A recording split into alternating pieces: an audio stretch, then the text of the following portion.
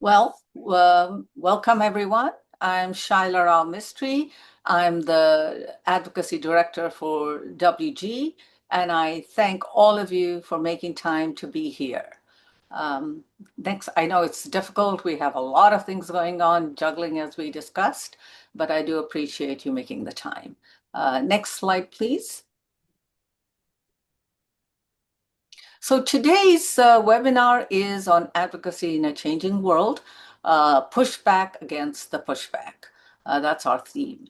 So let me first acknowledge that we are navigating a very turbulent times.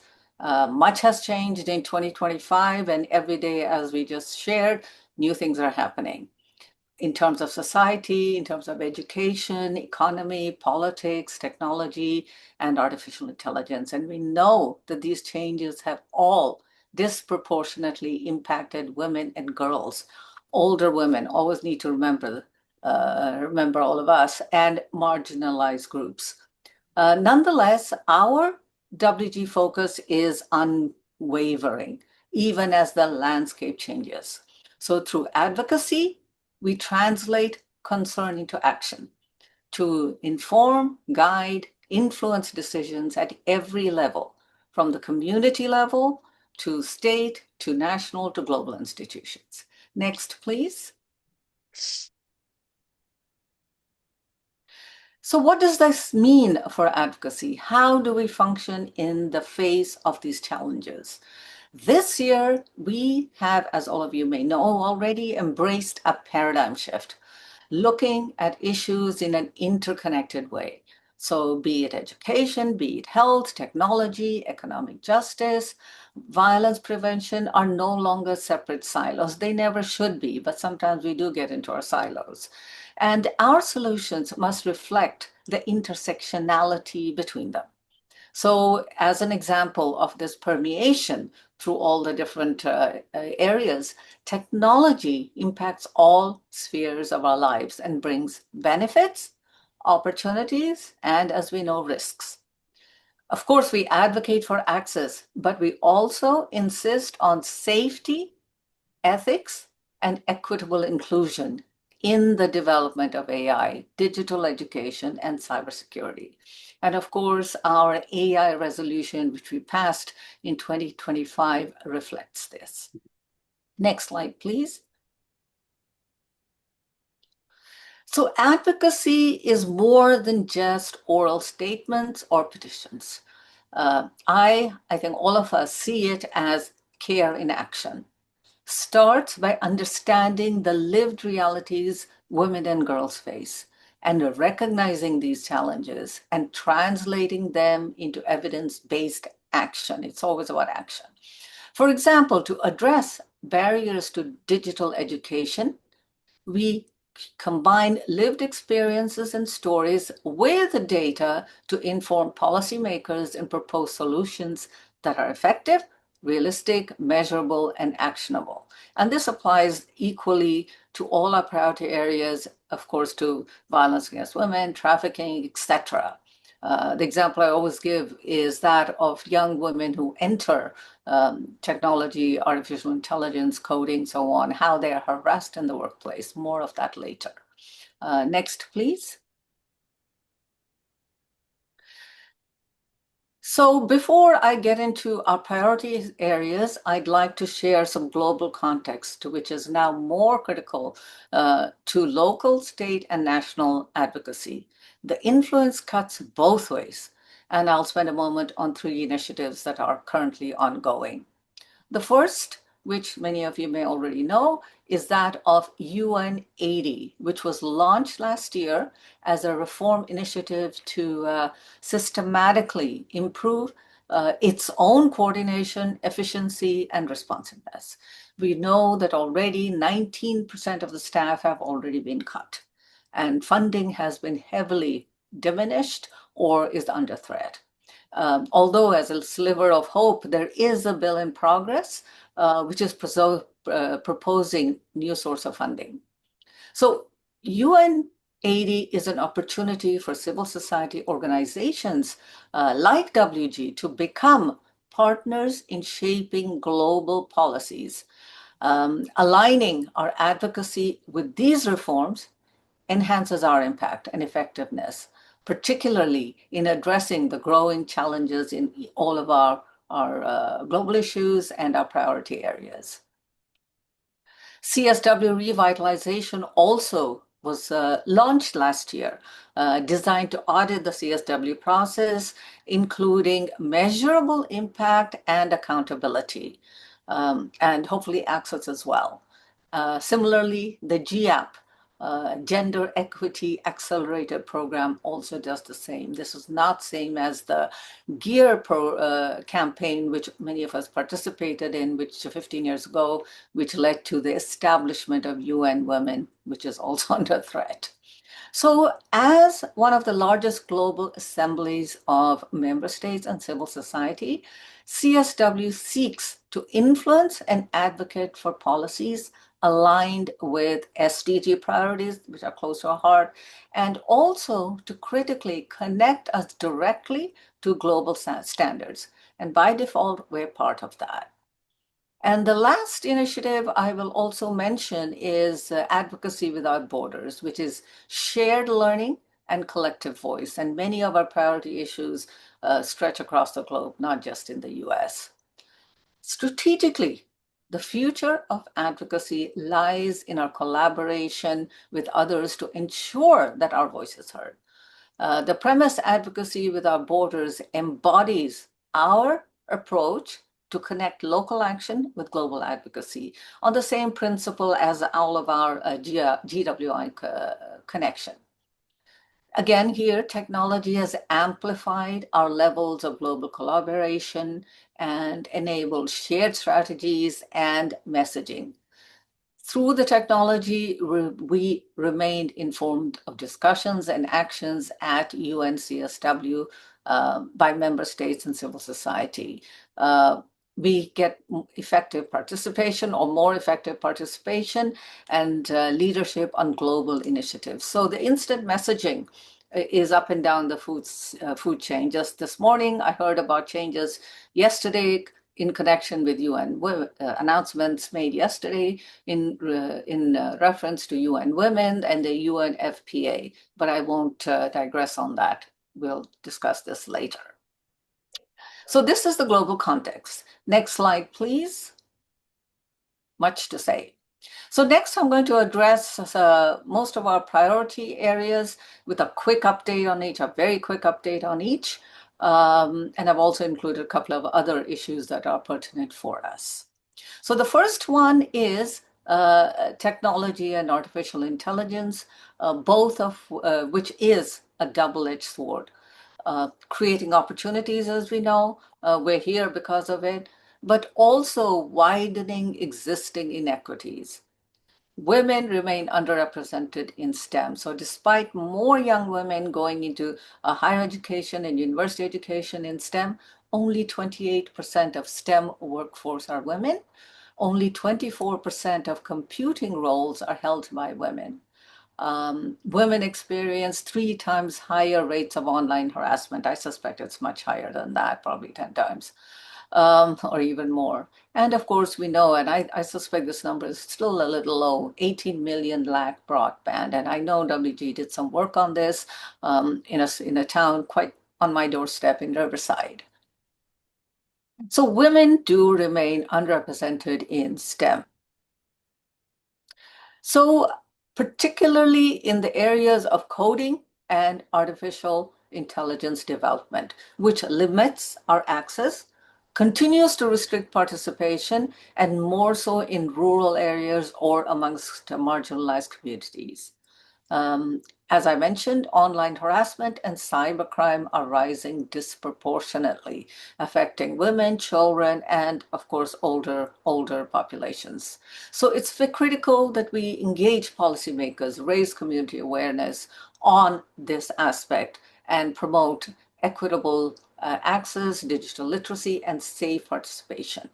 I'll quickly mention the legislation that in 2025 is in progress. The first one is Take It Down Act, which requires platforms to remove non-consensual intimate imagery and AI-generated deep fakes, criminalizing distribution of such content. There is the Artificial Intelligence Civil Rights Act, which again establishes protections against discrimination from algorithms and require impactful assessment. Or the No Robot Bosses Act, which would prohibit the use of automated decision-making systems by employers so that female applicants are not sifted out. And not least, the RISE Act of 2025, which again is targeted at responsible innovation and safe expertise. So all this is in progress in 2025. Moving to education. I don't think enough can be said about education, or perhaps nothing can be said about education when we look at all the funding cuts and what's happened to the education department. Of course, the pandemic era education funds has ended in many districts and impacts children, teachers, technology infrastructure, and enrichment programs and vulnerable groups. 1 in 4 students lack reliable digital access, which means learning is impeded. And of course, girls and marginalized communities face a higher risk of dropout. So the digital divide is closely interconnected to how we educate and how students can access online learning. The legislation in this area is not extensive, but there is the Workforce 21st Century Skill Building Bill. I'm not giving more detail because we don't have enough time, but I have the detail, which supports training and employment in technology, AI impacted industries. Very much needed, not just in AI impacted industries, everywhere in all fields. And federal broadband work continues through the BEAD implementation as a platform, as opposed to just individual standards. Here again, we encourage members to engage on local boards, support advocacy campaigns, and promote policy solutions to address these issues. And no one can suggest them better than all of us who are the users, who are the experiences of what's being dished out to us. Next, on health. Maternal mortality in US, as we all know, is unacceptably high. And we've seen the fallout from what's happened with Roe v. Wade and the Dobbs case of access to healthcare. Of course, women of color are particularly impacted. Well, the US maternity mortality rate is 23.8 per 100,000, the highest amongst Europe and North America. And Black women, women of color, are 3 times more impacted and have a higher maternal mortality risk, quite unacceptable. And of course, rural hospitals are closing and the providers are reducing in numbers. So all of this exacerbates the disparities. And WG Advocacy focuses on raising awareness of these equities, supporting policies that expand access to care and connecting communities' resources. So we know AI has both helped healthcare services, but it has also hindered access to healthcare. In this respect, I will mention the legislation in progress is Access to Family Building Act, which would prohibit limitations on access to assisted reproductive care. And also the EAT Act of 2025, which is a proposed health bill with broadband coverage elements, and that's pending in community. Again, a lot more needs to be said on this, but as I said, I'm just touching on each of these areas. Next, please.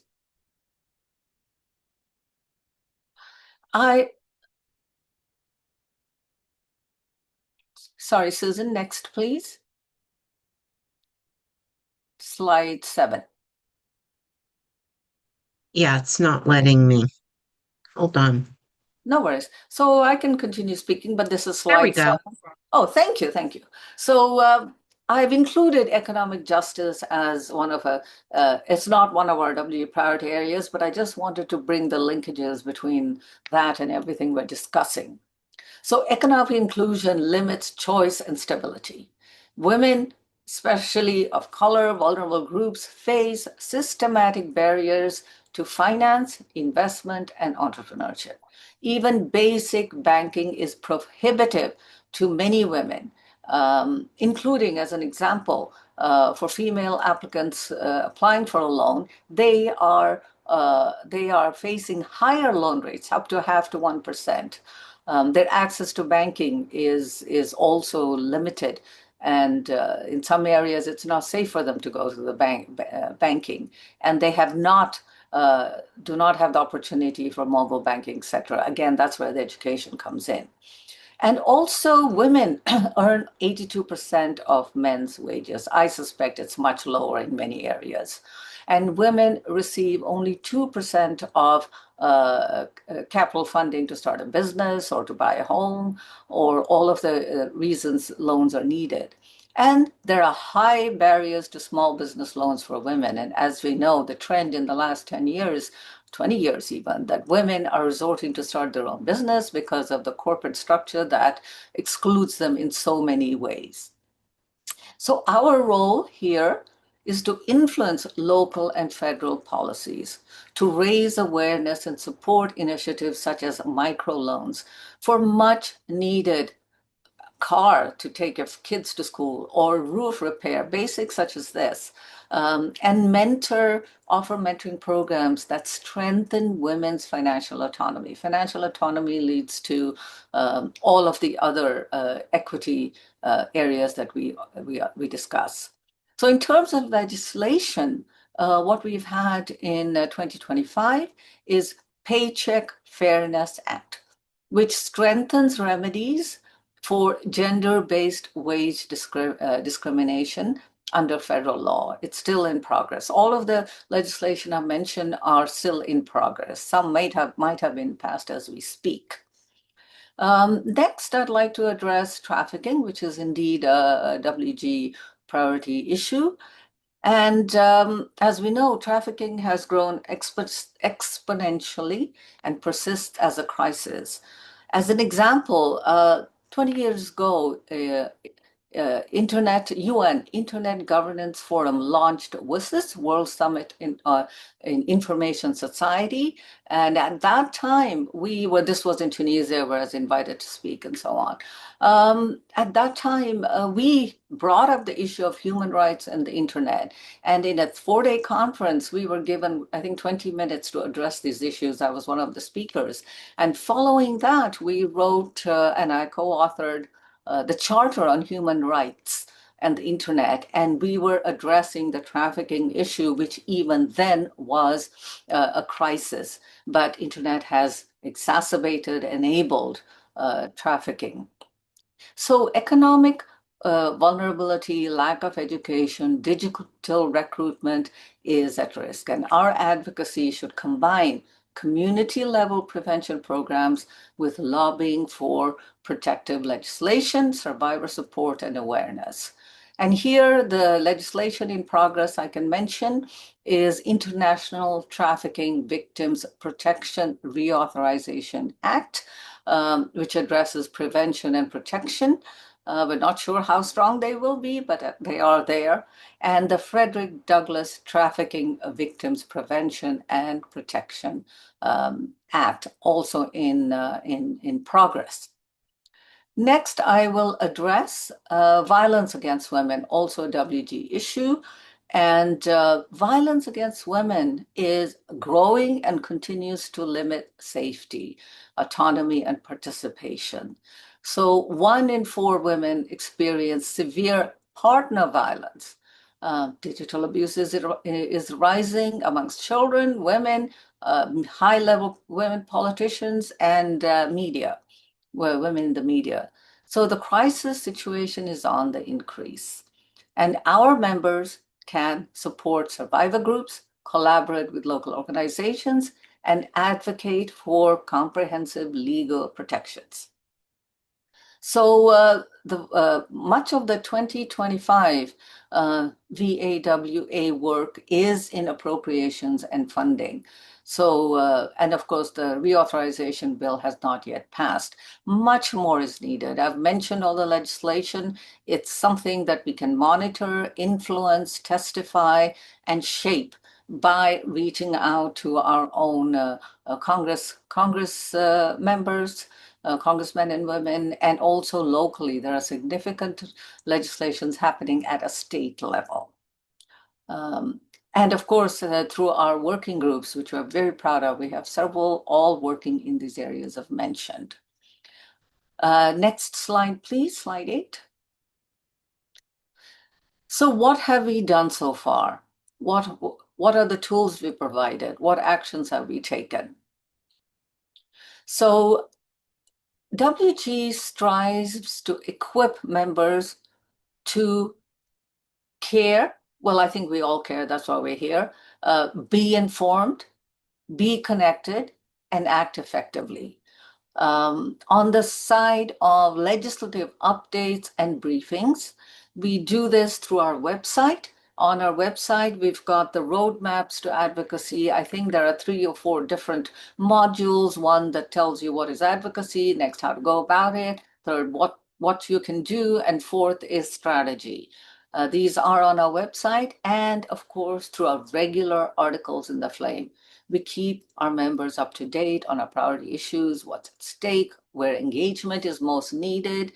And I shared a brief overview of the legislation in progress. Here, I do want to say, I mean, I'm interrupting myself, and I do want to say that although there is so much to be done, it doesn't mean all of us have to do all of that at once. There can be a small piece that you take up and then you work on that. So this will keep you informed and guided. Next, our policy toolkits and template letters. So again, here I'm referring to our signature website toolkits, our roadmaps, which provide clear, accessible materials. And then last year, we created member-friendly, ready-to-use template letters on issues such as UN funding, education, Title IX, healthcare, and many more. And what this is we've because of the demand and the requests, we did the research and crunched the information into a concise letter for which you can send to your legislators. So it includes everything that you need to state about the issue, and you can be in pro or against it. And that's all in the letter. All you have to do is click on the link, find your legislator, and then address it to him, her, and put your name on that. And we have a support kit that explains how you use those. And those have been quite successful. Now, these resources, because we have to make it easy for all of us to do advocacy, one of the things that came up is none of us have time to write these letters and send them out. So to have those letters handy and to be able to send them and know who your legislator is, how to get there is all helpful. And I know this year we'll have a plethora of areas that we can redo some of these letters addressing the issues that are current. Shaila, if I could Yes, interrupt, do you of want to course. mention where our members can find all of the tools? Yes, definitely. So the roadmaps I refer to is the roadmaps. There are 4 modules. They're on the website under advocacy. Under advocacy. And I know the website is being overhauled. I know that. I know we're all working on that. So those are there. And then the template letter should also be there with a name tab. And if you don't find them, please do reach out to me, and I will look into it. Or if you at our next meeting that we can have a discussion on this, on what new template letters we need to create. Thank you for that, Susan. Again, we need to make it easy. Nobody has time to sit down and be doing the research. Let one person do it, and I'm the advocacy director, so I should do it, and I'm happy to do it. And then all of you can reach out to your own legislators. And then not least our webinars. such as this one and rest of the ones we've had in our paradigm shift series. We've hosted webinars, and we've organized parallel events at the CSW to help members understand advocacy, both in the national context and global spaces, and to strengthen our collective voice and increase our effectiveness. This year at CSW, we have four parallel events. The first one I can speak to, which is on artificial intelligence. And as we speak, I am putting together the speakers, experts in this field. And I know we have one on by Camus on education, and one on trafficking, and then one on education. We'll get the e-blasts from that, and please do attend. Next slide, please. So, slide 9. So, last year has demonstrated that we need to pivot, and we have.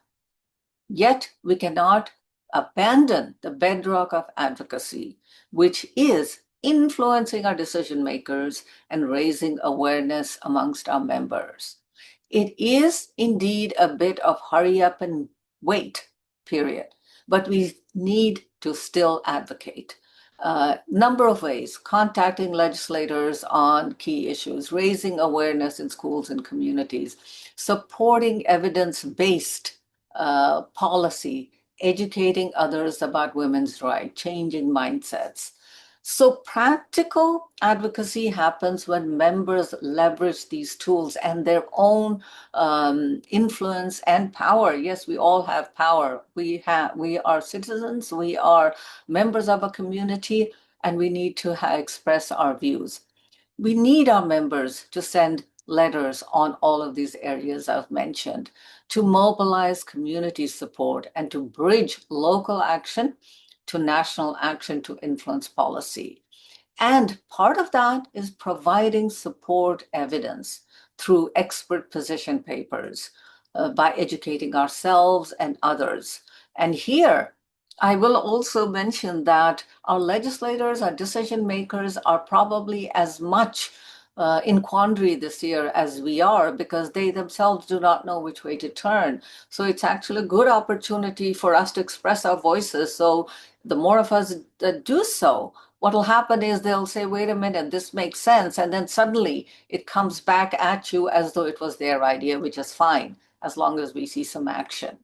So I know this year has been a bit of a hurry up and wait situation. And as I call it, it's we have to show restraint, and which is very, very hard to do. But we need to take action calmly. Next slide, please. Thank you. So what more can we do? There is a lot to do, In that respect, each year is anew, each phase is anew. First, we need to identify our allies, and I know that has been a challenge this year. I think just yesterday they have announced our U.S. ambassadors to the UN at CSW, and other seniors supporting members who will be there. So it is happening. It is slow, but it's happening. But I remember last year also, our UN ambassador to CSW was announced quite late. So finding our allies is important. They might be hiding because they're not sure which way we go. Our supporters and decision makers at both the US, federal, and state levels are our allies. And collective advocacy amplifies our impact. So maybe you need to band with the rest of your colleagues in your state, or the other states, to make your voice felt at national level or at the UN level, global level, I'll say. So by collaborating, sharing messaging, aligning priorities, WG, all of us can influence policy. We are effective, but finding our allies has indeed become harder. As I said, I'm sure that the decision makers are also in something of a quandary, not knowing which way they need to act. So let's help them. And participation in UN 80 reforms, CSW revitalization ensures that our expertise and evidence is heard where it matters most, shaping policies that reach uh, local level and global level. And I know we've also had discussions on whether the UN is moving. And we've talked about that for many years, but this time it looks like it might be more serious. So, but we need to be at the table expressing our points of view. Next slide, please. So throughout, I hope I've sent the message to say that there's a lot to be done, and whichever area I've touched on is your passion, or you're interested in the big picture, there is something each one of us can do, whether it's in an official capacity or whether we're influencing our colleagues and our family and so on. Advocacy happens in the weirdest places. I found my best speakers quite incidentally while I'm waiting in line at UN, and I run into someone and then they're my speaker, or they've invited me, or in any casual manner. So from that point of view, having the training and understanding how advocacy matters is important. And that's something WG can and should provide more of. I wanted also to mention our survey, which we did at our in-person AGM at Bethesda and also online, and many findings came out. I did embed a little bit of it here, but it deserves attention on its own because that speaks to what our members want. So participation matters. Both CSW and UN platforms give members direct avenue to influence decision making. And this applies locally and statewide as well. And of course, federally, nationally. So participation helps translate local evidence into global standards and policies and strengthens the cycle of advocacy from local to global and back. So of course, in this way, WG becomes more visible at all levels to be seen as experts and action takers. Next slide, please. I've called this tongue-in-cheek strategic patience. Changing mindsets takes time. And progress is cumulative and it matters. Presence matters. So advocacy is both immediate, long term. Even when change is slow, persistence matters, insistence matters. And strategic patience allows us to align timing, resources, and evidence, increasing impact when opportunities arise, and they are all around us. And finally, just to sum up, moving things along. And how do we do this? Through coordinated, informed efforts that combine evidence, collaboration, and tools and training.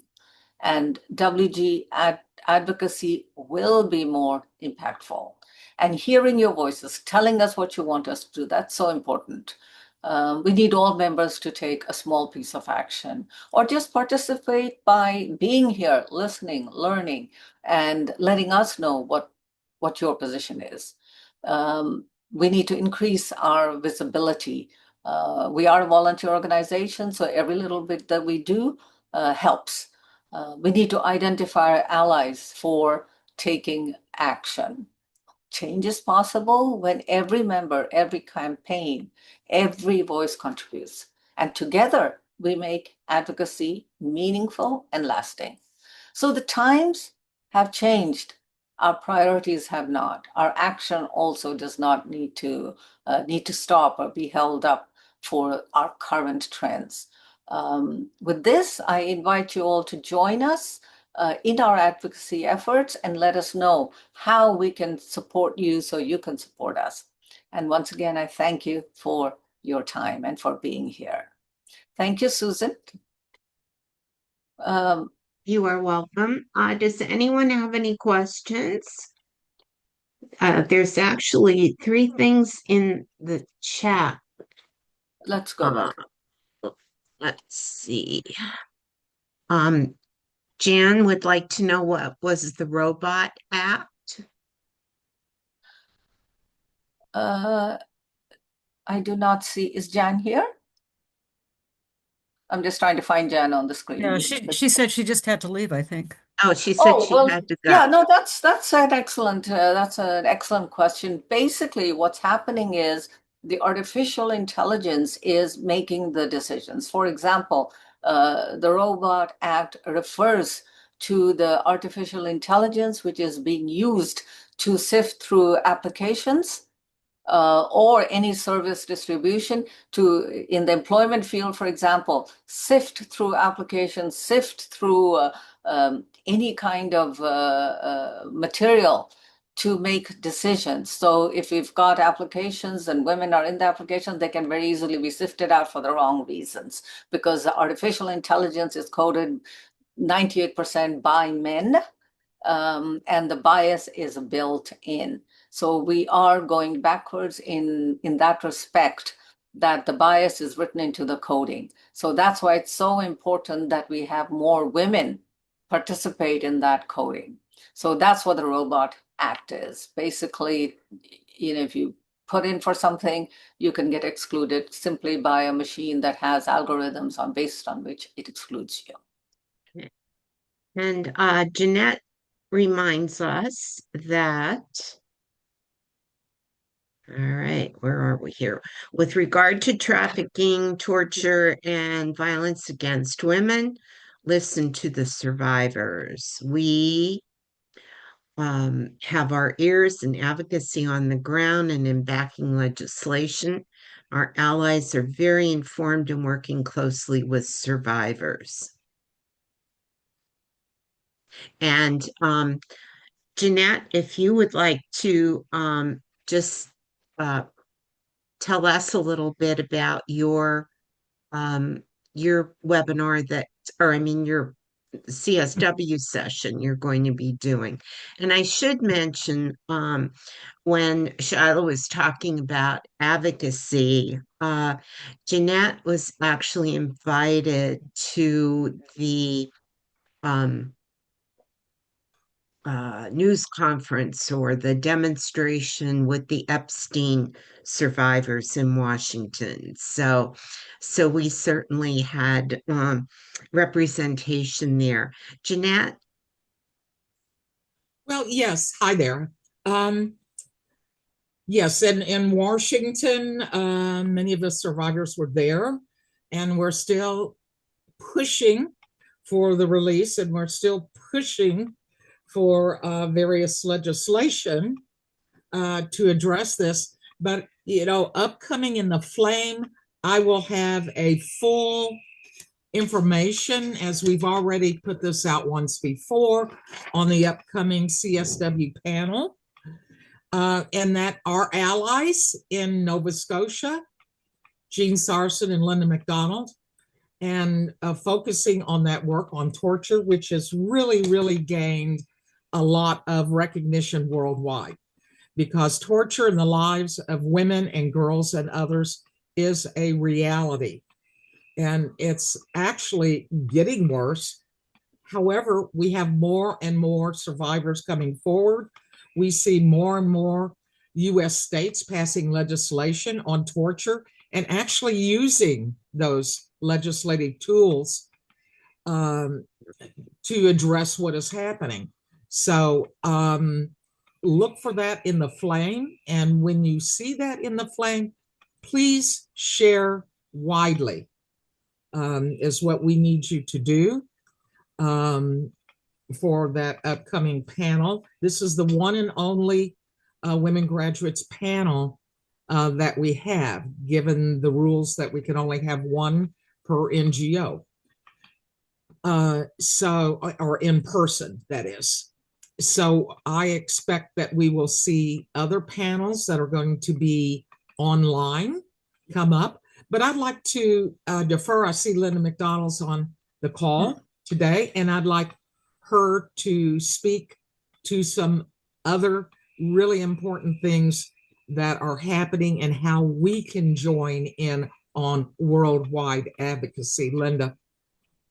I think Linda had to leave. No, No, I'm, Linda McDonald is here. Oh, I don't Linda, know if you you're can see here. her. Linda's You know here. what, Yeah, she's Linda? been very patiently waiting. Yeah, Linda, you are She was right waiting next patiently to me actually on before my Jeanette. screen. Thank you for that. Yeah. sorry. Sorry, go ahead. I'm an ever patient activist, grassroots activist. That's the one. I didn't have a lot of it when I started, but I sure have developed it. And in the backlash times, as we know, this is the worst times for women and girls of all ages. So it's very tragic. And so the ones of us that have goals, we have to stay on the course, Mm. get sidetracked by all of the horrible torture and trafficking and other crimes and femicide, like the state femicide of Renee Good. I mean, I call that a state femicide because I feel that where he called her a bitch after he killed her.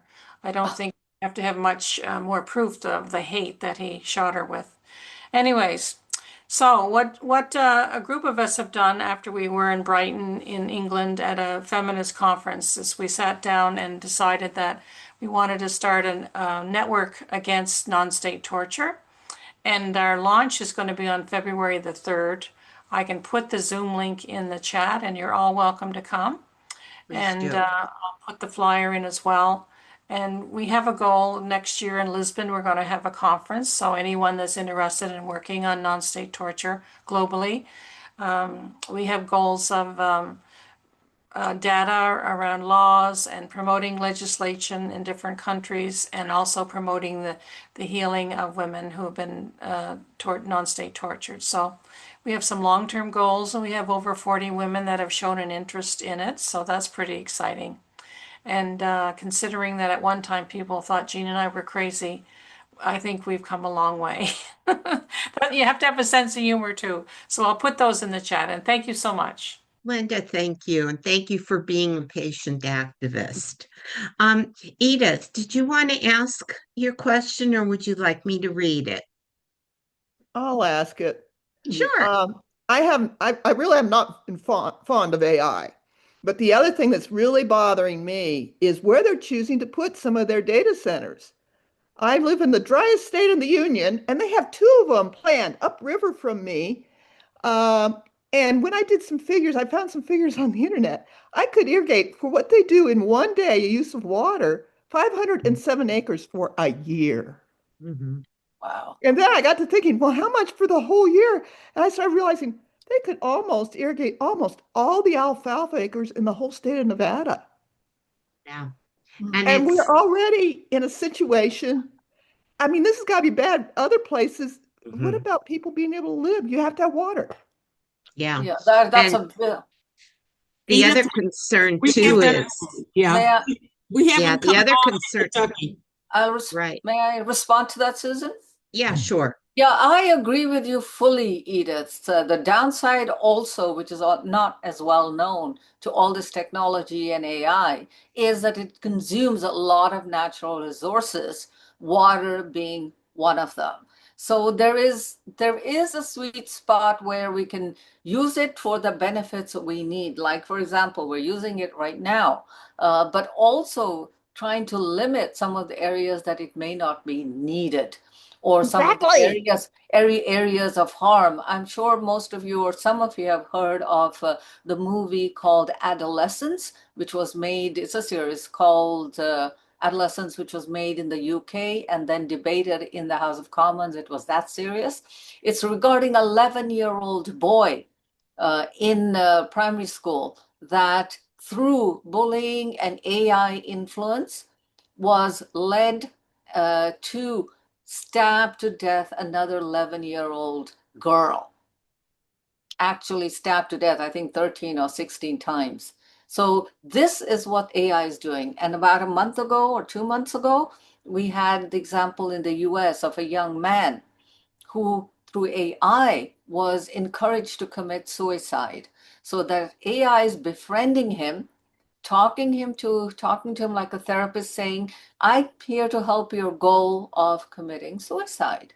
And the messaging is right there, the conversation is right there, saying, AI saying to him, yes, we know you can do it. So there's a lot of aspects of AI that is not is quite scary. And then what is equally scary is how women are being excluded from the development of it. And that's one of the reasons we passed the legislation on WG passed the not legislation resolution to address AI, which is the exclusion of women. 98% of the coding and the development is done by men. And if any woman dares to go in to work in that environment, the harassment is incredible. I have friends whose daughters are in that environment and they've had mental breakdowns from how much harassment that they receive. So this is an important issue because what's happening is that women, the inequity for women is being built in. So the Robot Act is to look at how decisions are being made by the machines, by AI that's been coded by men. And so the disparity is widening.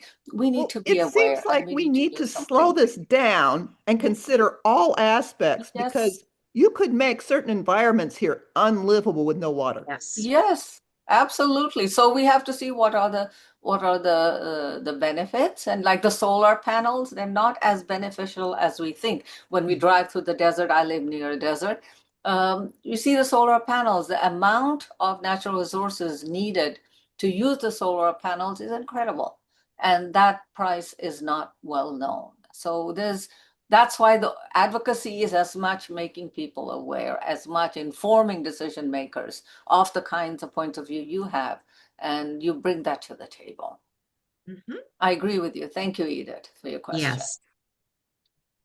And Um, Edith, you're not alone because there's a lot going on here in Pennsylvania with data centers, and it's not going very well. Sally, you have your hand up, I and have my then hand up and I'm not putting my picture up because I'm not feeling real well today and I don't feel Oh, good. oh, So at any rate, I'm glad you're here. I would like Pam to, today I got a letter that came across my email feed from the Women's Caucus, and I would like her to, we talk about partnerships, and I'd like her to speak to that if she would, on how we can partner to, it is a very well done statement about what's happening at the UN today or in the last couple days. It's very timely, on target. And if she would speak to that letter, I would be very appreciative. Pam, may we call on you? Is she there? You can call on me. Unfortunately, my video doesn't seem to be working. I'm trying to turn it Uh-oh, on. Sorry about that. You'll just get my that's all right. picture. That's Sorry. good. We can hear you. Okay, so no picture today. All right. Anyway, thank you for bringing up the message that was sent out today.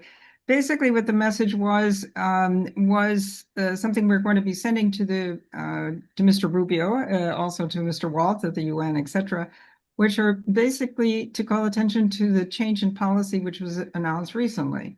Obviously, since the administration started, there's been an issue to squeeze the amount of money at the UN. They're now $1.5 billion in arrears, which is causing all sorts of problems.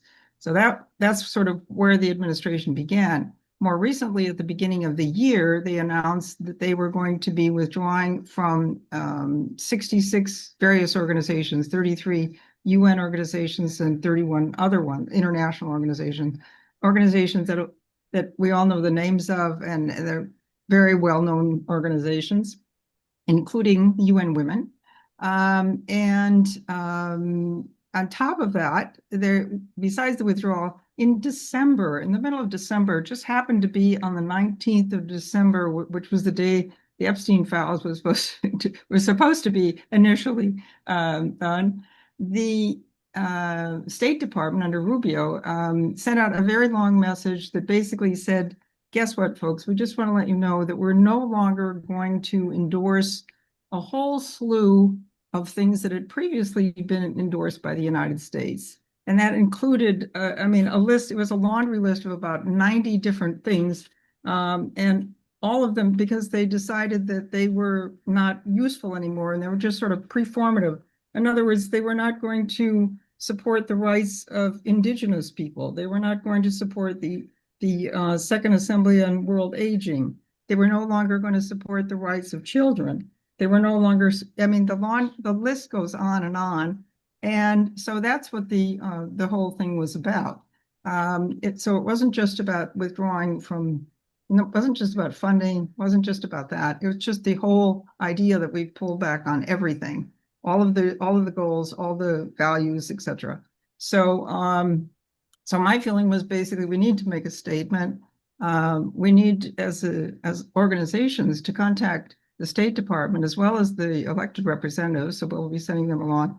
And that's the only thing that's going to work. But we have to support the institutions such as UN Women, or we won't be having such things as the CSW anymore, Right. and let alone all of the other things. And this is obviously in the context of the loss of funding for, USAID and all of the other things. It doesn't even include the cuts in funding for UNICEF and the rest of the things. So, I mean, it's an enormous problem that we have.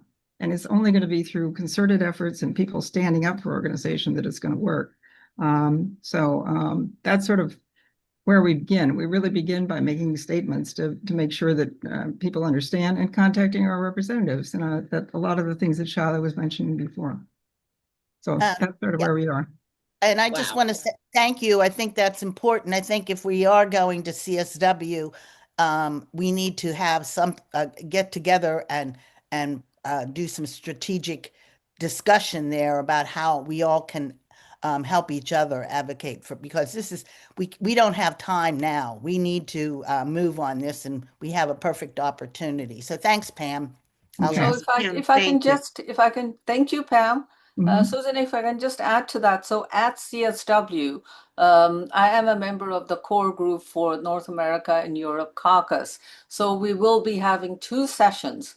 One will be in person at the church center, where all of us from the US caucus and from the European caucus, we will assemble to discuss these very issues. So please be there. There will be an e-blast on the days that we have those events. I'm trying to find the date right now, but it will be sent out. And also one event will be virtual. So for all of those people who could not get to CSW, we'll have an event on that. And of course, the U.S. Women's Caucus also has two events. I'm the vice president for that and serve with Pam. For that as well, we have two events. One is an in-person event, which is on 10th, 10th, Tuesday 10th. And again, the e-blast will go out on that. That's in person, and there'll be a virtual one. I think that one's on the 18th. So there are 4 different opportunities where we can gather and we can discuss these things collaboratively together. So whether it's the US group or whether it's the US and the Europe group, we will have these opportunities. Please do join us, and we will be sending out e-blasts. Shyla, if you would please send those when all of the dates, times, and locations are confirmed. I will. Ronnie and is working on promotional materials as well as working with Louise to make sure that we have all of these various collaborative events outside of the parallel sessions available. Absolutely, I will. Yeah, Pam, absolutely, I will. Pam, you had your hand up prior to our asking you to speak. Did you want to ask a question or say something? No, that was just relating to the question that Shaila had put in the chat about the statement. Oh, okay. All righty. Well, it is about 5 after 5 here in the East. Does anyone have any more questions or comments for Shyla? If not, I'd like to thank Shyla. I know she has been wanting to do this for a while, so we were fortunate that we were able to schedule her. This is one of in a series of what we are going to be doing through the year. So stay tuned.